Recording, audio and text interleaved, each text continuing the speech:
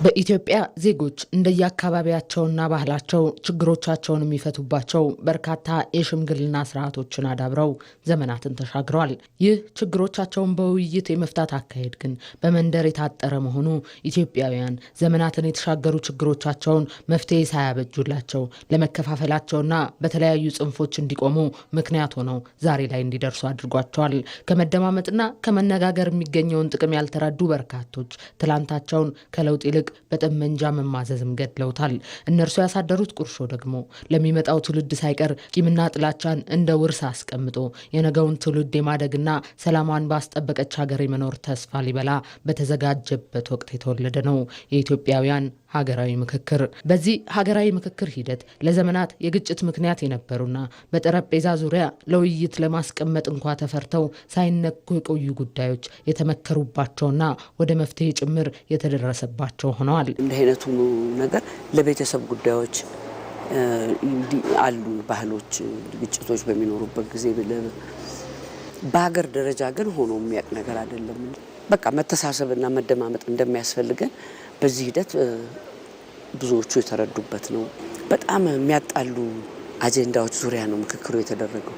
አቋሙን አጠናክሮ የመጣ ሰው የዛኛውን አቋም ሲሰማና የዛኛው ሰው አቋም ከጀርባ ያለውን ስጋት፣ ፍላጎት፣ ህልም ሲሰማ በዚህኛው በኩል የመለስለስ የመተዛዘን በትልልቅ ጉዳዮች ላይ እየተግባቡ መጡ።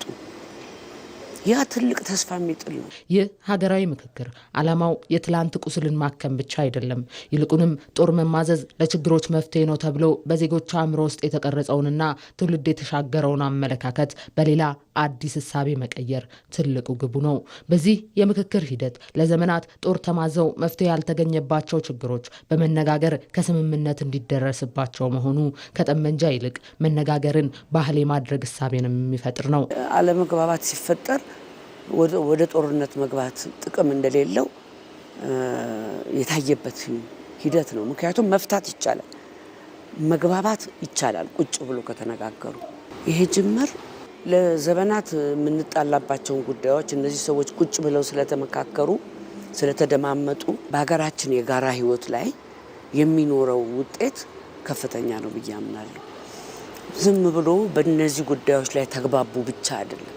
ህዝብ ተሰብስቦ የሰጣቸውን ምክረ ሀሳቦች መንግስት በሚያስፈጽምበት ጊዜ ተመካክረን ውጤት አመጣን፣ ያ ውጤት እየተፈጸመልን ነው ብሎ ማሰብና ያንን ማየት ከፍተኛ የሆነ ባህልን የሚለውጥ አንድ የባህላችንም ለውጥ ነገር ነው። የፖለቲካ ባህላችን ለውጥ ጅምር የታየበት ነው። በርካታ ዓመታትን መልካቸውን በሚቀያይሩ የእርስ በርስ አለመግባባቶች ስትፈተን የቆየችው ኢትዮጵያም ይህ አለመግባባት ሀገሪቱ ሙሉ ትኩረቷን የዜጎችን ምጣኔ ሀብታዊ እድገት ማሻሻል ላይ እንዳታደርግም ሲያደርግ ቆይቷል።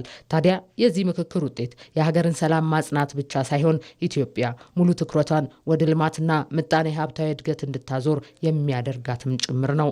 ህዝቦች ህይወት የማሻሻል ላይ ማተኮር የተሻሉ ነገሮችን በሀገራችን መስራት እንድንችል ይፈቅድልናል። ይህ ትልቅ ተስፋ ነው።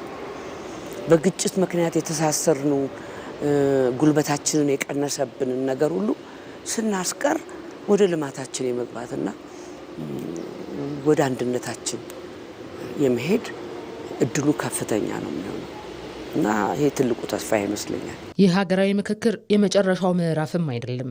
የምክክር ሂደቱን ተቋማዊ ከማድረግ ባሻገር ሚሊዮኖች የተገበሩት ዘንድ መስራት ደግሞ ቀጣዩ ምዕራፍ ሊሆንም ይገባል።